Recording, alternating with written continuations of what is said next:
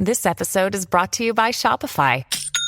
Forget the frustration of picking commerce platforms when you switch your business to Shopify, the global commerce platform that supercharges your selling wherever you sell. With Shopify, you'll harness the same intuitive features, trusted apps, and powerful analytics used by the world's leading brands. Sign up today for your $1 per month trial period at shopify.com/tech, all lowercase. That's shopify.com/tech. Hey, it's Kim Komando today, your daily podcast to keep you up to date with all things digital and beyond. And I'd love to have you be a part of our podcast. You can make an appointment to speak with me. Just head over to komando.com, and on the top right, there's a button that says Email Kim. Fill that out, and that's it. I always like to kick things off with something super interesting. Let's talk about Mark Zuckerberg. Yes, he's a cowboy now, right? What's happening there? On his 1,500-acre ranch on the island of Kauai in Hawaii, he said he's going to be producing some of the highest quality beef in the world. His cattle are Wagyu and Angus, and he's feeding his cows macadamia nut meal. After all, he's in Hawaii, and beer. Okay, there's the diet of champions. He says each cow eats 5,000 to 10,000 pounds of food a year, and the cows are getting the beer for what reason? To stimulate their appetite. And in other Mark Zuckerberg news, this is not a joke. On this 1,500-acre ranch on Kauai, he actually is building a 5,000 square foot underground bunker. 5,000 square feet under the ground, just in case. Wonder what he knows that the rest of us don't know. I mean, I have emergency food, I have emergency water, I have guns and cash and gold, but I don't have a 5,000 square foot bunker underground. Wonder how much that's going to cost. But speaking of Mark Zuckerberg, a boy walks up to Mark Zuckerberg and says to him, "My daddy says that you're stealing our information and you're selling it all. That's how you became a billionaire." And Mark Zuckerberg looks down at the little boy and says to him, "I have news for you. He's not your dad." Oh, isn't that a good one? And on that happy note, you're about ready to get more tech smarts because every single thing is now a tech thing. And to those of you joining us for the first time, a huge welcome to you. We're thrilled to have you with us. And to our loyal listeners and viewers, a welcome back. You look amazing. I'm, of course, Kim Komando, America's digital goddess, here with you. It's the biggest show. It's the most trusted show about all things digital. And you can find my award-winning show on over 425 top stations throughout the United States. And you can also find the Kim Komando Show as a podcast on Spotify and Apple. Just search for my last name, Komando. And you can support everything that we do and become a Komando community member. You can watch us do the show. You get answers to your tech questions. We're going to start holding some online classes this year. And you also get the podcast commercial free. That's pretty sweet. Now you get a free 30-day trial right now over at komando.com. And a big hello and salute goes out to all of our listeners on the American Forces Network Radio, reaching over 375,000 U.S. service members in 175 different countries and 200 ships at sea. And our T-Mobile Unlimited listener line is now open at 1-888-825-5254 is the way to join us. And let me tell you, there are two things I need from you. Number one, the best way for us to grow our show and podcast is for you to tell just one person about it. And number two, I love to get your feedback. Head over to komando.com and hit that link that says Email Kim. All right, just for you, I check out at least 35 different websites every single day. And here are the top 5 things you need to know that's happening about tech right now. All right, the SEC had a big decision to make this past week to approve or not approve the Bitcoin Exchange Traded Funds, or ETFs. Here's what this means. If it's approved, you can open up your Vanguard, your Fidelity, whatever you use, and buy some Bitcoin. So it's a really big deal. So the crypto world's been waiting on this decision for a lot of years. So when the SEC appeared to announce its approval of the funds on the X platform, crypto folks got super happy about this, and Bitcoin prices was surged way up. But there was one problem. It wasn't true. It was a fake out. Turns out, you're not going to believe this, the SEC didn't have two-factor authentication turned on their X account. So someone broke into the account. They made this tweet. Oh my gosh. Even had a quote from Gary Gessler that the ETF was totally approved. Well, Gary Gessler then posted a few minutes later from his personal account that the tweet was fake. The value dropped right back down, lower than it was before. Oopsies. Can you believe the SEC did not have two-factor authentication turned on their account? They weren't paying $8 a month for it. Now, about a year ago, the SEC actually put a tweet out that said, the only place where you can trust information from us is on our X account. Turn on two-factor authentication, folks, okay? All right, number 2, the pros are ditching their fitness trackers. What? Just a few years ago, all these wrist-worn fitness trackers were the biggest holiday gifts ever because, after all, it was a New Year's resolution. You can measure the number of steps you take every day. You track your heart rate. It's a big deal for runners and swimmers and bicyclists. But now, not too many people like these devices. Why? Because they work too well. From pros to average people like me getting exercise, these fitness devices have become addictive. So instead of enjoying the moment, a lot of us realize that we're getting addicted to the data. So that walk, that run, or that swim is no longer fun. It's a chore.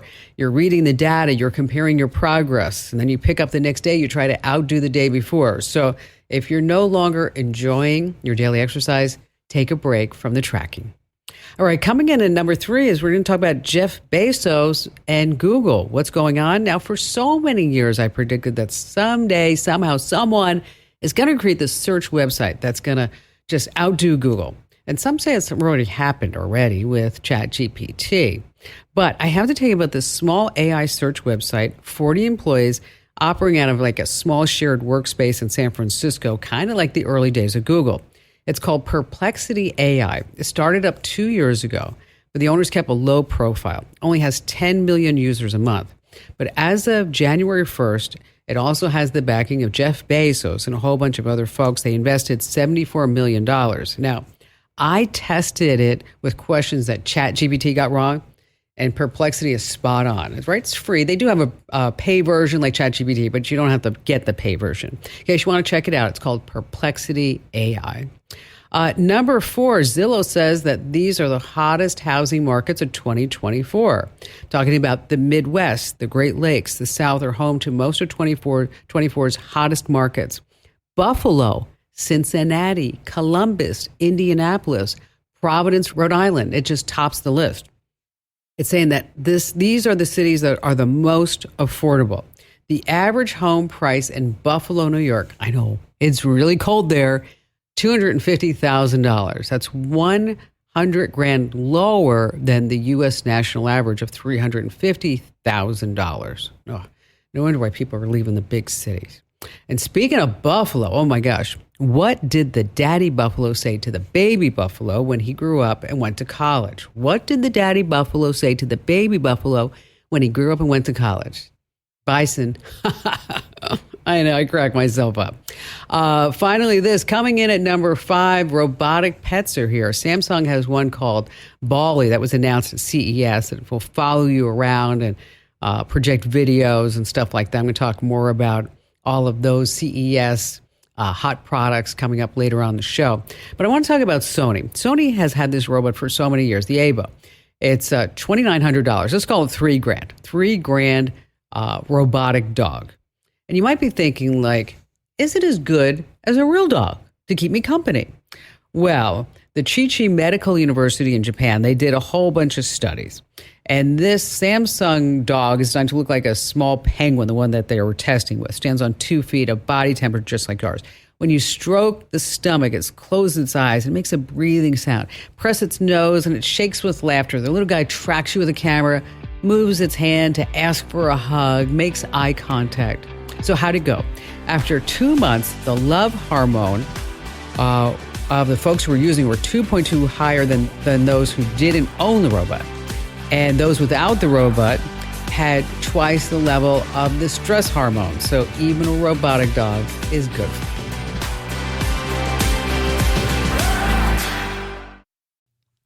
Let me tell you about a revolutionary new mobile voicemail app. If you've got a business, your voicemail is probably filled with messages from customers. Often the messages don't contain all the details you need. But what if you were able to get visual information from your callers?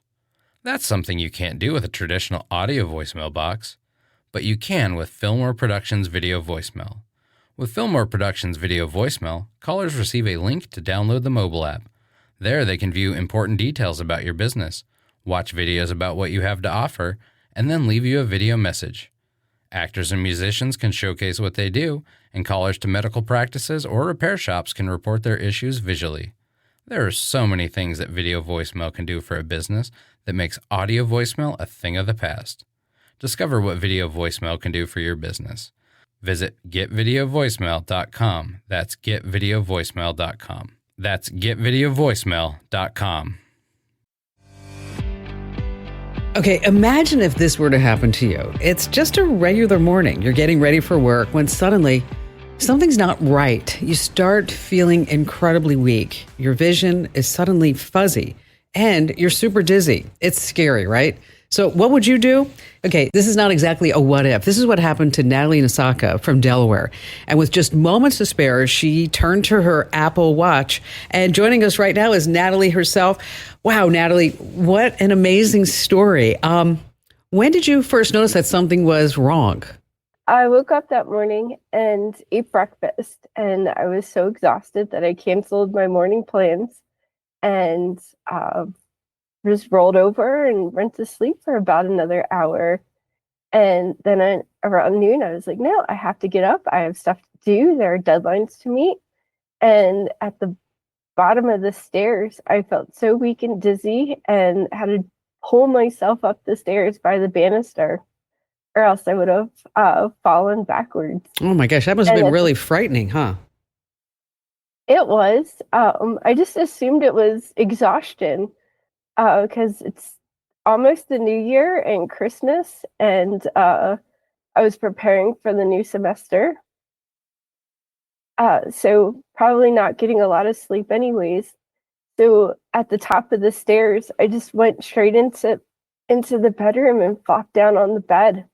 Oh, gosh. And I actually felt myself sort of drifting away. And that's when this wave of terror came over me. I was terrified and used my Apple Watch to call emergency services. Did you actually hit any buttons on the watch, or did you just said, hey, call 911? No, I don't have Siri set up or anything, so I used the not the crown, but the side button. Yeah, the side button, and I just held it down, and after 5 or 6 seconds, I was connected to 911 dispatch. Wow. And what did you just tell them? That you were tired, you couldn't get up, and something's wrong, and to send the paramedics? Yeah, I took a stab in the dark, and I said, this is probably CO poisoning, and gave my address and lockbox code to get in the door. And he asked if I could get outside, and I said, no, I'm too weak. There's no energy.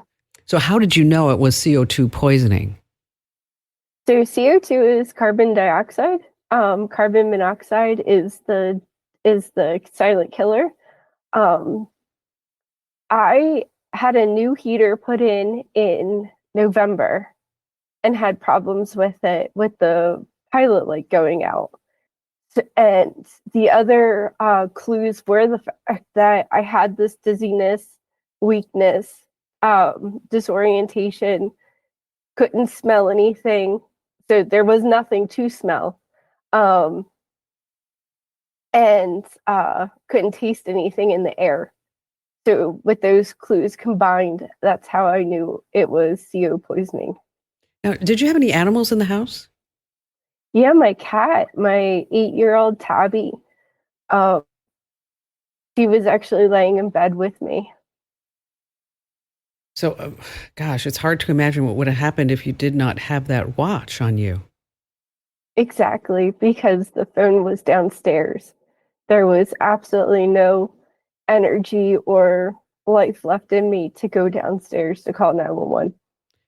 And so the firefighters show up, and what happened after that? Yeah, the firefighters showed up. They used the lockbox code, so they didn't have to break anything down. And they were stomping upstairs. Well, the gear's like 200 pounds anyway. So they were coming upstairs and shouting fire department. And I couldn't see them because my eyes were closed, but they yanked me out of bed. Yeah, they carried me outside, and there was a whole crew of them. So the one with the monitor, he was shouting from the living room to the fire chief that there were 80 parts per million in the air. Oh my gosh. Wow. Mm-hmm. And then obviously, did you have a long stay in the hospital? About 24 hours in the emergency room, and about 15 of them were on high flow oxygen. And then you came back to your house or apartment, and obviously the heater got fixed while you were gone, hopefully? As far as I know, I came back around 3 o'clock in the morning. I was lucky to find an Uber. And when I went into the kitchen, I saw evidence that there had been PVC pipes cut from the shavings on the kitchen floor going into the utility closet. And it looked like one of the pipes was rerouted. And then I saw next to the fire, the smoke detector, that there was a CO detector on the wall. Which is so important because, as you know, and as you said, it's a silent killer. Having that CO detector in your home is paramount. And so it's probably safe to assume you're not going to take that watch off anytime soon, huh? Just to recharge it. Well, Natalie, thanks for being here and telling your story, because I bet we saved a whole bunch of lives and just relaying your experience, because it is a deadly killer. And fortunately, you had the tech right there to get instant help. Yes. And my cat is doing great. The firefighters weren't able to capture her, to get her outside, but they locked her in the bedroom with an open window. So she was meowing for me when I got home. Well, that was a great sound, I'm sure. Yes, very welcome sound. Natalie, thanks for being here. I'll tell you, that smartwatch is amazing. All right, let's switch gears and let's talk about ice and snow and cold. I mean, what is the magical number that spells trouble for smartphones? It's 32 degrees Fahrenheit. So you need to protect your device from cold weather damage, because your phone's lithium-ion battery can lose its juice really quickly in low temps. So a protective case is good, but an insulated case is even better. These cases are designed specifically to keep your phone snug and warm, since most phones work best around a cozy 70 degrees Fahrenheit. Now, you never want to leave your phone in a freezing car or dropped in the snow. And whatever you do, don't think you're going to warm it up by blow drying it, or worse, putting it in a microwave. That is a definite don't. Forget the pressure to be crushing your workout on day one. Just starting is what matters. Wherever you're beginning and wherever you want to be, start moving with Peloton Bike, Bike Plus, Tread, Row, Guide, or app. With thousands of classes and over 50 Peloton instructors ready to support you from day one. Remember, doing something is everything. Get started with a Peloton Bike or Bike Plus rental at onepeloton.ca/bike/rentals. All access membership separate. Terms apply. Let's talk about Google. Google knows your age, how much money you make a year, your gender, where you live, if you own a pet, what your politics are, and the list goes on and on and on, right? It's been said that there are at least 28,000 different tracking points on each and every one of us. And that number is actually infinite, because every time you go online, every time you do something, you add another tracking point. So here's how to see what Google knows about you and how to stop it if you're tired of the tracking. Now, first, when you Google something, Google uses that search to learn more about you. So whatever you type into Google is tracked and put into their databases. It does the same thing when you use YouTube, Gmail, anything else that Google owns. So remember, Google makes a lot of its money by selling ads. Now, you can see what Google knows about you at a special page. You can also remove things that you don't like on that list. And surprisingly, probably because they don't want the government involved, but Google makes it easy for you to see what they know about you and for you to also stop the tracking moving forward. So to take control back, here's where you go. adsettings.google.com. Once again, that's adsettings.google.com, adsettings.google.com. All right. Let's see. Robert in Richmond, Virginia. Glad to have you with us. Well, being an old guy, and I remember being a happy man when I got a typewriter back in college that erased backwards 10 spaces my senior year in business. And I'm doing a business plan, and I keep reading all about this artificial intelligence stuff. Mm-hmm. I'm doing a new business plan, but I haven't done one to incorporate AI into it. And I'm looking for, I guess I need an AI to find the right AI. That's funny. That's funny, Robert. So what kind of business are you going to do? Oh, it's not big. We're forecasting cost us about $700K to start it up. Mm-hmm. Well, that's awesome. And it's going to be servicing individuals and homeowners and businesses. Well, good for you. I mean, isn't it just a wonderful country that we live in, right? That we're able to have a concept, bring it to fruition, and then make it a successful enterprise out of it that can, fund your retirement and your vacations and all that other good stuff, as well as leave a legacy for your family. Now, one of the beautiful things about artificial intelligence is that it does really assist when it comes time to write things down and to do analysis. And business plans fall right into that, and presentations. Now, one of the things that I will caution you about is that you can't always trust what AI does. And so you have to really get in there and make sure that the facts are correct if it starts spitting things out. So the whole idea is that you can go to these one of these AI business plan generators, and then it asks you a series of questions, or you fill out a series of prompts, and then from that it spits out a document that you can then go edit, revise, but it's not like you're sitting there from scratch, and it's like you just wrote business plan in all capital letters and bold and underlined on the first page of a Microsoft Word document. And then you sit there and you go, you know what? This looks good. I need a beer, right? Because you're just wondering where to start. So there are a couple. I've read before. I had to write them back in school. So so then you have some experience on getting this done. This is not my first rodeo writing one of these. Well, so, awesome. It's the financials. There's good software out there. Financial softwares has been around for a long time. And, I took my first programming was on punch cards. I mean, I'm dating myself again, but it's funny how it goes. And it's always garbage in and garbage out. I don't care if they call it AI, a human touched it somewhere. No, absolutely, 100%. So here are some sites for you to check out, okay? One's called UpMetrics. It has a business plan editor. It also helps you do financial forecasting. Now, the thing that kind of is a standout for this is that it does some pretty good analytics. And so that's one for you to check out. Another one's called the Live Plan. Instead of business plan, it's called the Live Plan.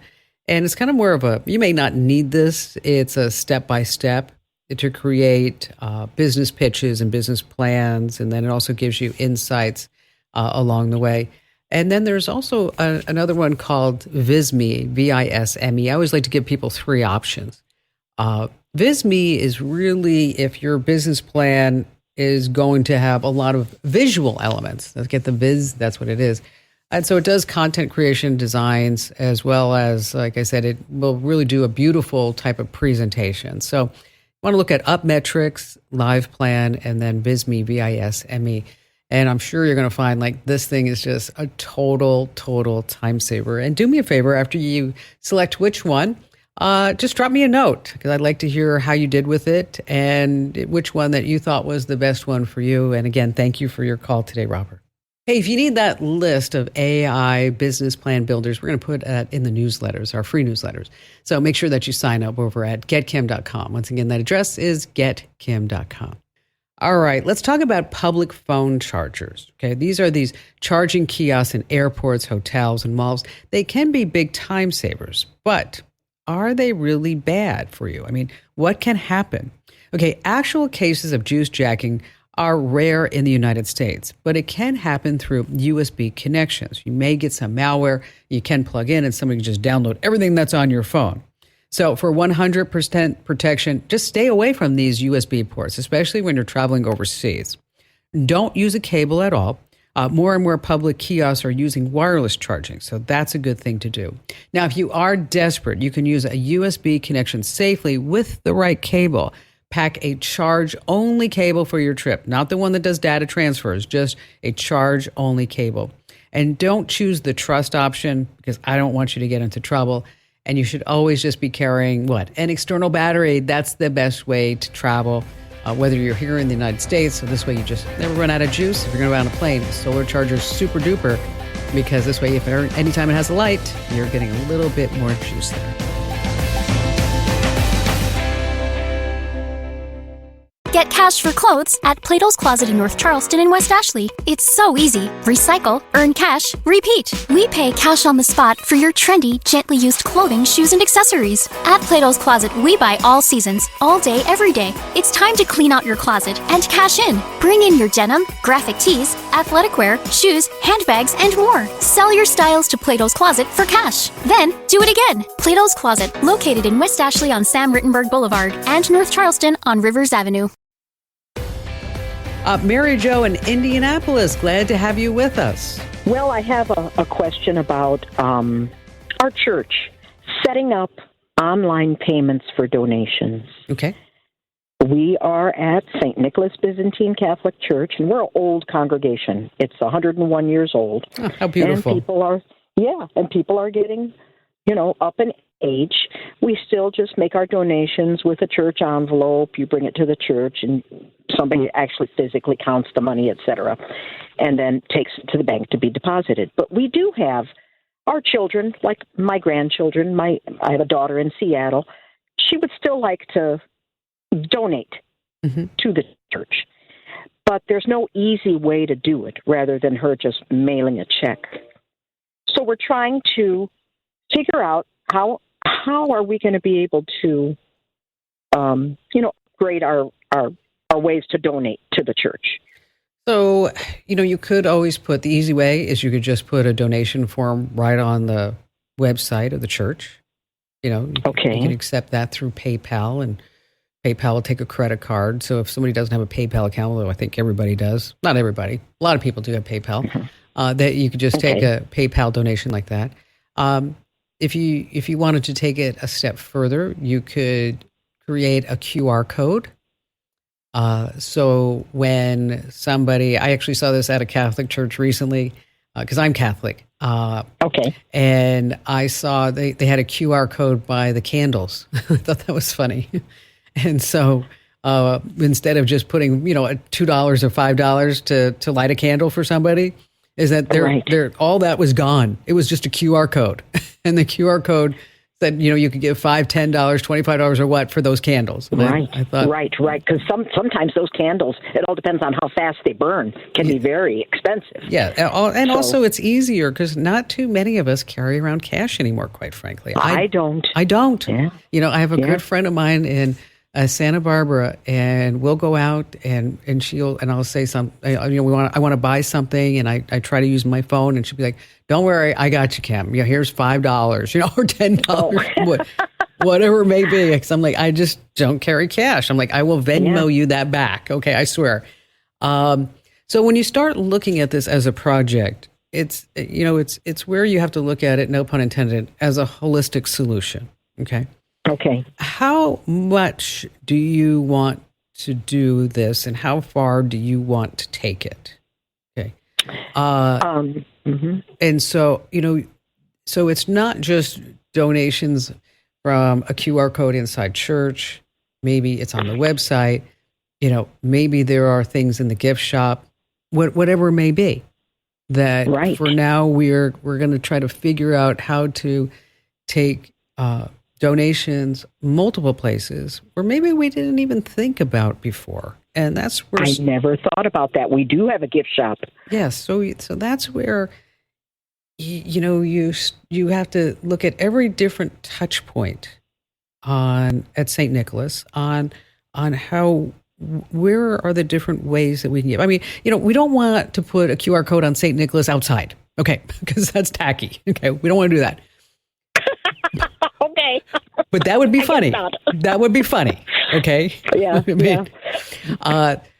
But maybe there are other places where you have naming rights, right? Okay. Yeah, and it's just, and then, the other thing about a QR code too is that you could have a QR code that would tell a story.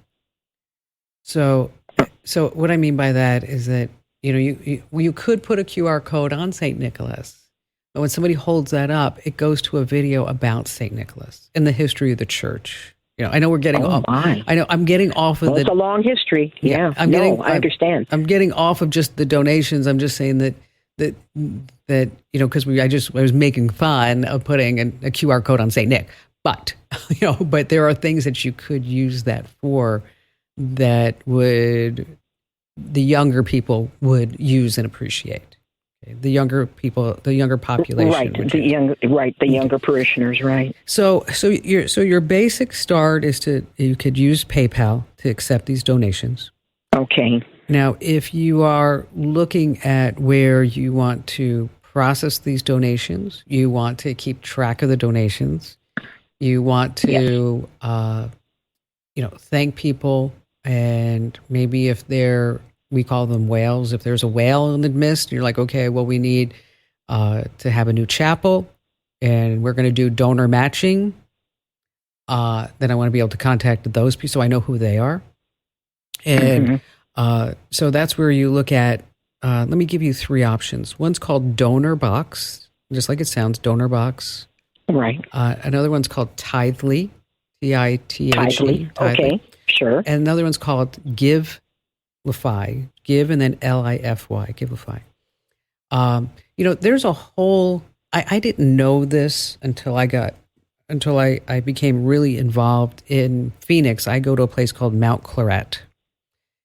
If you're ever in Phoenix, Mount Claret is on the side of Camelback Mountain, and it's primarily a retirement retreat for priests and nuns and deacons. Oh, okay. Okay, it's just beautiful. Let me tell you, Mary Jo, it's just stunning.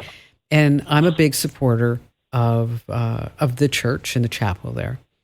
Yeah. And I'll tell you a quick story. Is that so?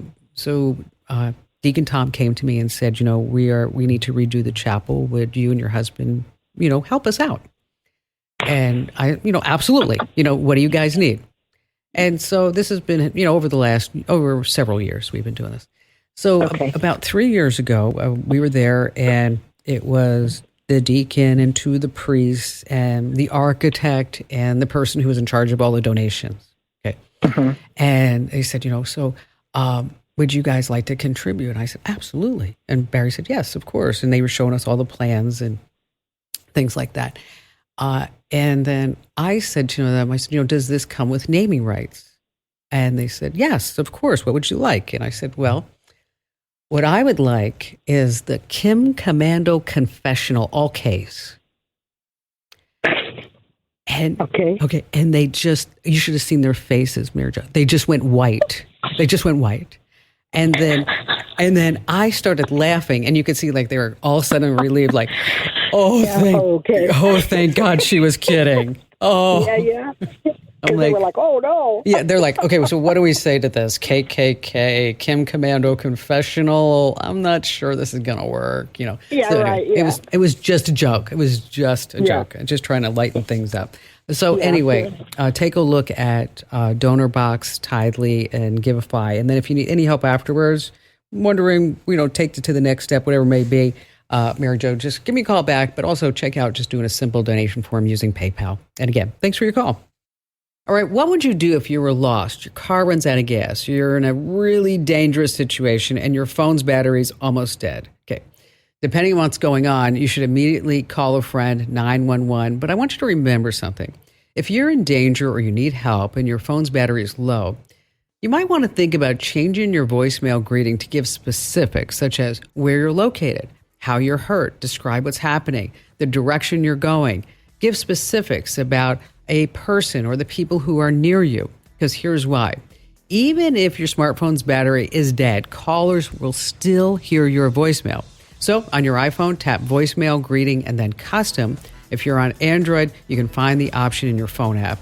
And now I want you to share this know-how with everybody inside your family. And be sure to do me a solid. Tell 3 friends about the Kim Komando Show, because knowledge is power. Just a reminder, you can find me always at Komando.com. This program is a copyrighted production of Westar Multimedia Entertainment and protected by the copyright laws. Any rebroadcast or use of this program for commercial, business, economic, or financial purposes without the written permission of Westar Multimedia Entertainment is strictly prohibited. Hello, saver. Whether you're saving for that trip to the tropics or saving for an emergency, now is the time to take advantage of Wells Fargo's savings options. Wells Fargo offers savings accounts that can help you save towards your goals. So, what are you saving for? Visit a Wells Fargo branch or wellsfargo.com/save to open a savings account today. Wells Fargo Bank, N.A., member FDIC.